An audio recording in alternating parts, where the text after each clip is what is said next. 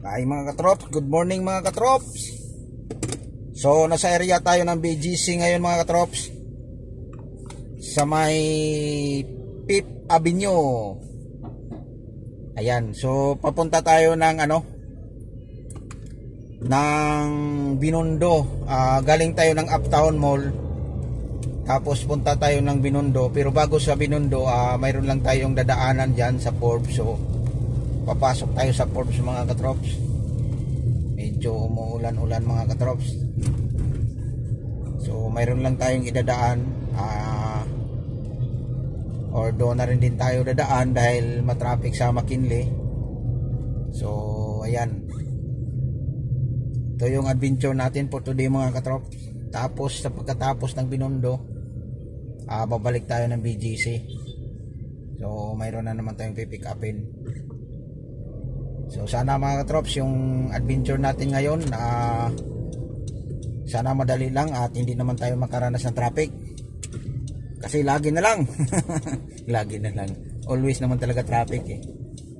Di na yan maiwasan mga katrops dahil traffic talaga.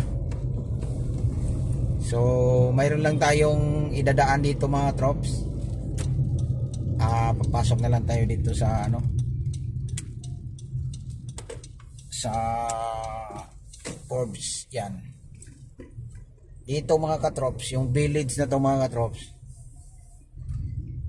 tagos na to ng mga trops, sa may Idsa Pasay, dan sa may Ayala. So napakalaking tulong tong area na to, yung village na to, kung mayroon ka lang sticker.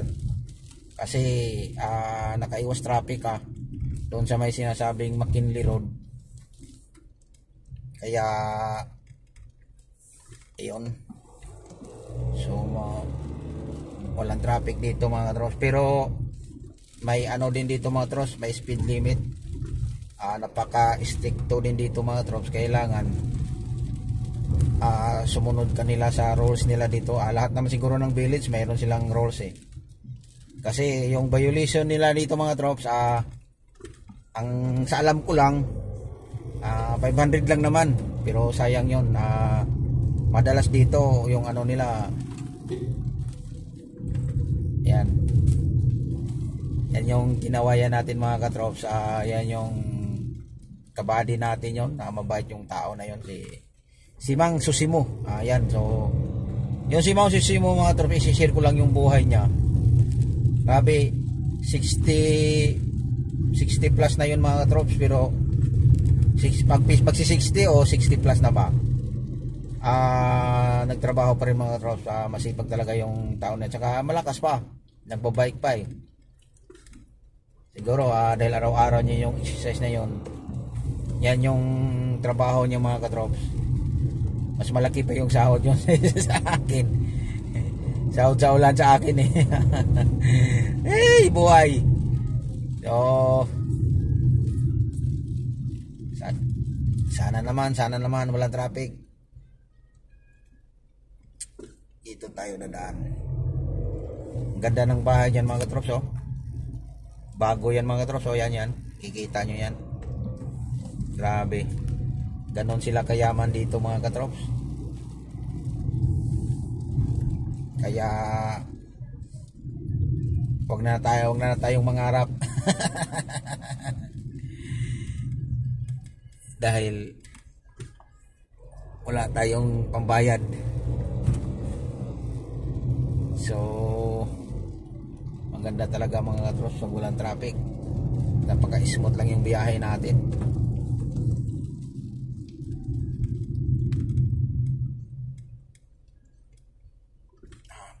Ganda ng mga bahay.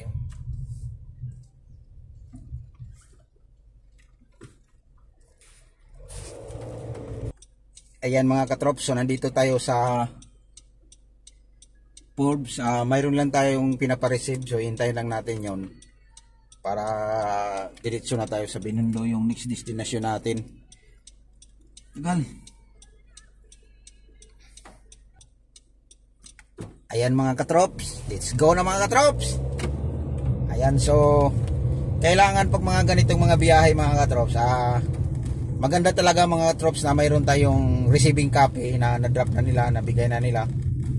para sure tayo mga katrops na in case to ano man yung ano natin, ano na nila mga katrops, mayroon tayong record din na nabigay.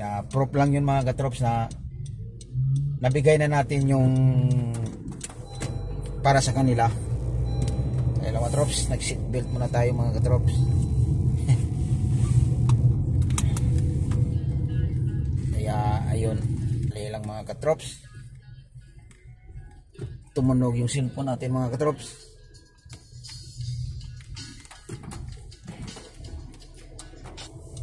Ayan, so yan yung ano lang ang mga katrops, nag-info lang sa atin kasi may pinick up kasi tayo dun sa may Silindra mga katrops. Tapos punta tayo ng Binondo, mayroon lang pinapasabay, so in-update ko lang na na-pick up ko na. Tapos in-update ko lang din kung tama ba yung nag-pick up ko. Okay naman. Kaya yun mga katrops, siya pala yung nag ano mga katrops, so nag text back sa atin na yan daw, kasi wala kasing ano mga katrops, baka may nagkapalit pa, mahirap na. Mas maganda kasi yung sure tayo kasi hindi naman malapit lang yung pupuntahan natin, malayo din naman, kaya mas maganda talagang nandito pa tayo sa area ng Makati. At least alam nila kung yan yung nakuha natin na iniwan nila doon sa lobby. Kaya ganyan talaga mga katrops, kailangan lang talaga na ano tayo sa mga ganon na mga padala para hindi tayo pabalik-balik kung sakali man na may mali na nadampot dun sa iniwan nila dun sa lobby ng condominium. At least nandito pa tayo sa area, malapit-lapit pa, at least pwede pa natin ibalik o ano man yun na ano, baka iba yung nadampot. Kaya sure tayo mga troops na tama yung binigay sa atin sa lady guard doon sa lobby, kasi sinabi ko na ganito ganon yung na pick up ko. Nag yes naman, so ibig sabihin tama yung nabigay sa guard doon, kasi iniwan lang yun sa lobby mga katrops, iniwan lang dun sa guard. Kaya tapos ang nangyari din pala yun mga katrops, nagpalit ng karelibo, kaya wala ding bilin doon na ganito ganon yung may pick up dyan.